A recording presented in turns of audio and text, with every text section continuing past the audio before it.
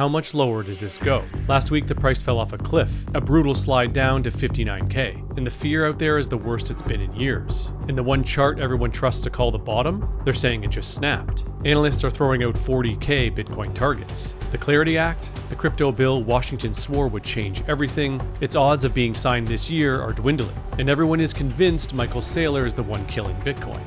And then this morning, while the eulogies were still being typed, Strategy announced a 1,550 Bitcoin purchase. So is this the desperate move of a cornered man scrambling for damage control, or the smartest buy of the entire cycle? And is the bottom in, or is 40,000 Bitcoin still coming? This is Truth Block. I'm Hurley. Let's mine truth.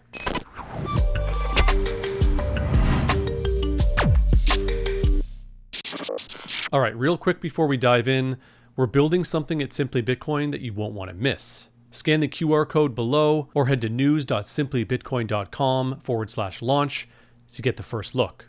All right, let's start with the pain. Friday afternoon, Bitcoin dropped under 59K for a few minutes, the lowest we've seen since February. The monthly RSI, which simply measures how beaten down something is, just hit the second lowest reading in Bitcoin's entire 16-year history. We haven't seen sentiment this bad since 2015, back when people genuinely believed Bitcoin was going to die and never come back. And that long-term trend line, the power law, the one that's caught almost every bottom Bitcoin has ever made, people are lining up to declare it dead. Northstar, a well-followed chartist, says we've already broken below long-term support and things are about to get a lot worse. He's calling for 40K Bitcoin by the fourth quarter of this year. Let's start with why we're down here in the first place, because the honest answer isn't Bitcoin is failing. It's that the money is leaving, and it's all running to one place. We covered this rotation into AI stocks and upcoming IPOs in the last episode, but today I want to bring in Luke Groman from his latest appearance on Natalie Brunell's Coin Stories. If you look at sort of the underpinnings of this market run, they're not really healthy, actually. The headline indices, yes, all-time high, all-time high, all-time high. And it's like 7 stocks. Just saw a chart yesterday that X things related to AI, the S&P 500 is flat to down slightly from the day before the Iran war started. You know, we've seen the stuff about breadth. And I think that's, breadth of the market's very, very poor for where we are in terms of the headline indices. And I think what's ultimately happening is AI is sucking all the oxygen out of the room, all the liquidity out of the room, and it's all in one area. And I think that's happening to Bitcoin as well. I think it's a victim of that as well. And as we've talked about many times, I think Bitcoin's one of, if not the last functioning smoke alarm of liquidity, and it's telling us not good things. Now, at the same time, we also have oil sucking liquidity out of the room, and we are doing everything we can to try to keep oil down. The Trump administration, the U.S. doing everything they can to try to keep oil down, mostly via jawboning, Western SPR releases, etc. But oil's up 50% from even at these relatively lower levels. It's up 50% since the war started. So give or take. So I think you got oil sucking oxygen out of the room, commodities sucking oxygen out of the room, AI sucking oxygen out of the room in terms of liquidity, and everything else that isn't one of those three things or directly related to it. Here's what Groman is really telling you, and it's bigger than Bitcoin. That stock market hitting the all-time highs, it's a magic trick. Pull out a handful of AI names and the whole thing is flat to down. The everything's fine and the economy is booming headline is a facade. And Bitcoin is the one honest instrument on the board calling its bluff. When the most sensitive money in the system is the thing bleeding, it's not telling you Bitcoin is broken.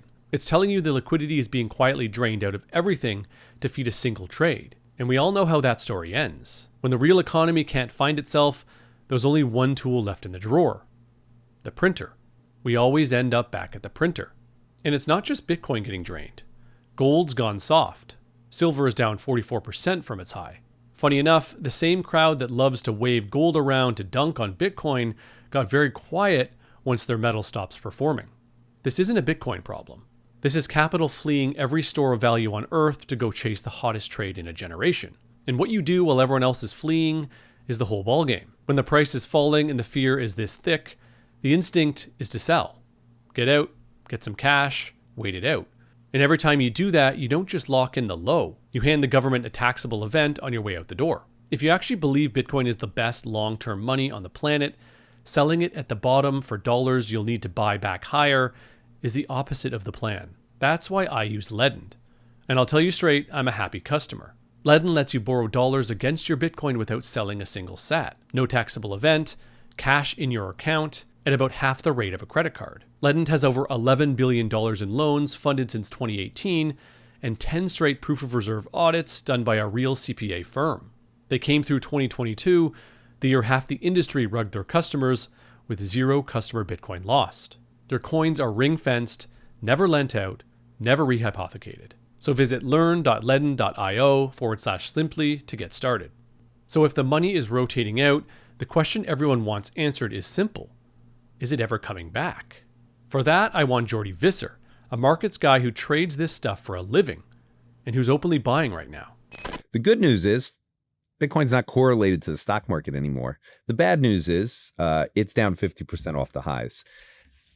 I wrote a paper last week in Substack about taking a stoic approach to everything in life. But it's really important with markets. And I think for people that are either A, frustrated, or B, people that are really happy and pounding on X in the bearish thing, this bubble's going to unwind, strategy's going to go bust, this is the way it all ends. Blah, blah, blah. None of that's true, in my opinion. I also don't believe that Micron can continue to go up every single week. So on one side, we have this whole recognition of hardware. Everything should be bought. We had software go down. Now you've had some of the software names go up. Most of them, so people realize, are not true software names. They are AI software names. So cyber names and the Bitcoin miners and things like that. So I think Bitcoin's been lumped in. I'm starting to write about this more. You're going to see a lot more from me. I believe we're at a rotation point that's going to last for at least the next 3 to 6 months. And that rotation is, we're kind of at I don't want to say a stock market bubble. What I'll say is a rotation bubble. We've had one group winning and most groups have been losing. Starting to see a rotation. And I think software is going to have a bid, but I don't think when people recognize what I'm going to say with software, it's going to resonate with them. But the software is not going to be the traditional SaaS software. So I think people are going to have to think outside the box on human software and also the financial guardrails with tokenization and everything. And that's where my attention is focused. So I think Bitcoin's fine. Let it break through the 60,000 level. Maybe it goes down even below that. I don't really care. Catch the line he almost throws away in there. For the first time, Bitcoin has stopped moving in lockstep with the stock market. Last week, that felt like abandonment, like Bitcoin got left off the guest list. But it's actually the opposite. The entire thesis of this show is money escaping a broken system and finding its way into Bitcoin. And that requires Bitcoin to break away and trade on its own 2 feet. You don't get the divorce without the awkward stretch where the two stop talking to each other. That's what this is. The rotation isn't the death of the thesis. It's the first real step of it, which brings us straight to the man everyone's blaming for the whole thing. The story that lit the fuse was Saylor. Strategy sold Bitcoin for the first time in 3.5 years. And the number they sold was 32 Bitcoin. Now let me just say this plainly, I don't think those 32 coins caused this crash. Could it have poured a little gas on the fire that was already burning? Sure, but 32 Bitcoin out of more than 845,000 is a rounding error. A couple $1 million against a stack worth tens of billions. The sell-off was the AI rotation we just walked through. The sale was the excuse the market reached for. It wasn't the cause. But the story took hold anyway.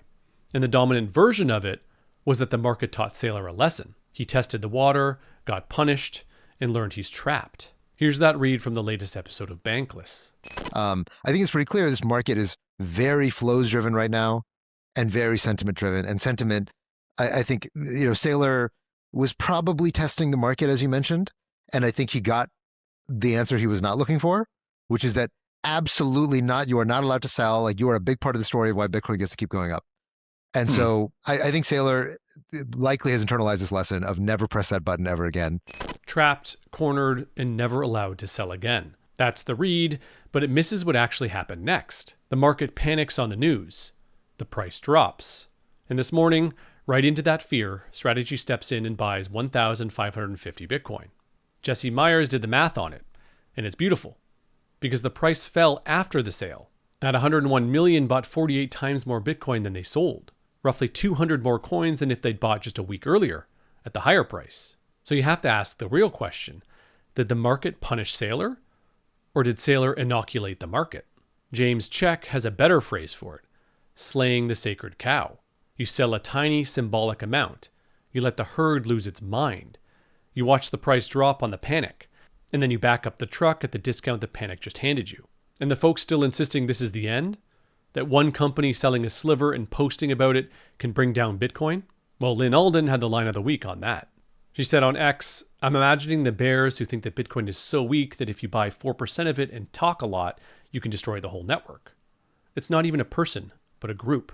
Bought 4%. Like somehow the key weakness of Bitcoin is that if someone buys 4% of it, everything fails. Lynn's mocking the idea that you can buy a few percent of Bitcoin, talk a big game, and topple the whole thing. 16 years, hundreds of billions in value, secured by more energy than some countries use.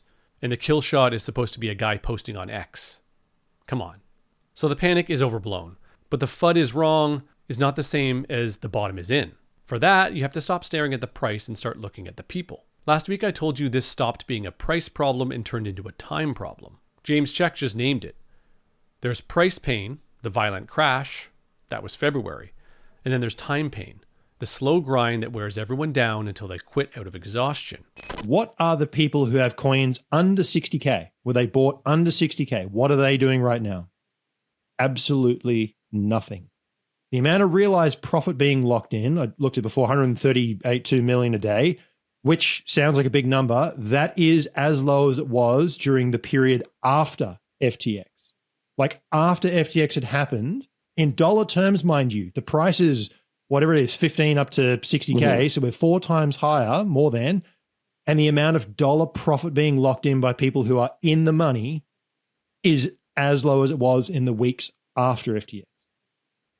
So that's what the old money's doing. The old money's doing absolutely nothing. So take that as one packet of information. And then the other packet of information, what about the people who aren't so young, who bought much higher? Well, whether they're currently locking in the second largest loss spike that we've seen of the cycle, 750 million. So approaching $1 billion, right? $750 million. It'll be $1 billion by the time I run the data this afternoon. So we're now getting to half the amount of loss that getting locked in is what we saw in February, which is about 2 billion. Same in November. So the folks who bought recently and are terrified are capitulating massive losses. The people who've been in this market for a long time and are really in the money are doing absolutely nothing. That's what their spending behavior is doing. So I kind of flip that around and say, well, for me personally, where am I? I'm the guy with the coins that are in the money for the most part. What am I doing? I've been buying like a madman in the last 24 hours, right? My DCA has been humming since November, just chugging away, daily DCA. Once we broke down below the true market mean in February, switch it on to double and just let the thing hum. So the people holding the cheapest, oldest coins are not selling. The only ones capitulating are the folks who bought near the top and can't stomach the red. That's not a market dying. It's a market changing hands. Coins moving from the people who panic to the people who don't. Supply locks up, holders get stronger, selling pressure burns itself out. That's what the bottom of every cycle has actually looked like. A handoff. And the valuation backs it up. Adam Livingston measured Bitcoin against gold. Against the dollar, we're already as oversold as the FTX bottom. And against gold, Bitcoin would have to rally to 130K just to be as cheap as the worst day of 2023. In his words, the 35K crowd is pricing in the apocalypse. And that trend line everyone's burying, the power law, James Lavish ran the numbers. It's not broken. Bitcoin is cheaper right now than it's been about 95% of its entire life. And the floor people are panicking about, around 58 to 63K, is almost exactly where the model said it'd be. And then there's the 200-week moving average, the level that's marked nearly every major bottom. Well, we wicked below it for the first time since June 2022, almost 4 years to the month, then closed the week right back above it. Now, obviously, I can't promise you the low is in. Could we wick back into the 50s? Absolutely. Could one nasty leverage flush drag us lower for a few ugly hours? It's happened before. So please don't lever this up trying to be a hero. That's how you turn a great entry into a liquidation. But if you want to know what I think, here it is. My read and my gut, which is not financial advice, is I don't think we're going to 40K. Is it possible? Sure. But everything I'm looking at says we're at or very near a bottom right here. This feels a lot more like the 16 to 20K zone in 2022 than the start of some new abyss. And if you were here in 2022, do you remember how everyone felt at 16K? Everyone was calling for 10K, and that never happened. So here's the move, and it's the least exciting advice in the world. Don't try to snipe the exact bottom. The people sitting in cash waiting for the perfect wick almost always miss it and buy back higher. So don't try to time it. Show up. If you've got conviction down here, lean in. Turn your buying up while everyone else is frozen, so that wherever the bottom ends up, you were there for it. All right, one more piece of bad news worth flipping. The Clarity Act odds of passing this year just got cut to 60%. This from Alex Thorne of Galaxy Research. On the surface, this seems like more gloom, but think about who the bill is for. Clarity is for the bank green light, the law that finally lets the big banks treat Bitcoin as collateral and put it on their balance sheet at scale. The day it passes, the largest, slowest pools of money on earth get the all clear and come pouring in. So every month it stalls is one more month you get to keep stacking down here in the 60s, quietly and cheaply, before the floodgates open and the front run is gone. So the delay isn't the bad news. The delay is your head start. But a head start only counts if the Bitcoin is actually yours, which means holding it yourself. And that's where the Bitcoin way comes in. Their whole job is making the answer of who's holding your Bitcoin one word. You, not a bank, not an exchange. The Bitcoin way is a team with 25 plus years of cybersecurity experience, and they'll walk you through real self-custody one-on-one. Your own keys, your own wallet, your own node, and then they'll help lock down your devices around it. Wherever you are on your Bitcoin journey, the Bitcoin way can help. So go to thebitcoinway.com/Hurley and claim your free consultation today. Okay, let's bring this one home. A bottom is never called by price. It's called by behavior. Hold Bitcoin up against the hot ball of money flooding into AI, and yeah, it looks like a corpse. Hold it up against itself, the most oversold it's been in 95% of its life, holders locked down tighter than the FTX bottom, and you're staring at the cheapest Bitcoin in years. We're in the time pain right now. The grind that shakes loose everyone who'd borrowed their conviction from a green candle. So don't be those people 5 years from now saying, I wish I'd bought more in the 60s. Now is your opportunity. All right, that's what I've got. But before I go, I've got some questions for you. Is the bottom in, or do you think 40K is coming later this year? And was Strategy's buy this morning desperation, or the plan working exactly as designed? Let me know in the comments. And if this cleared the noise for you, hit the like button and send it to someone who thinks Saylor just broke Bitcoin. And don't forget to subscribe to Simply Bitcoin so you don't miss what's coming. Thanks for hanging out, and I'll catch you on Thursday.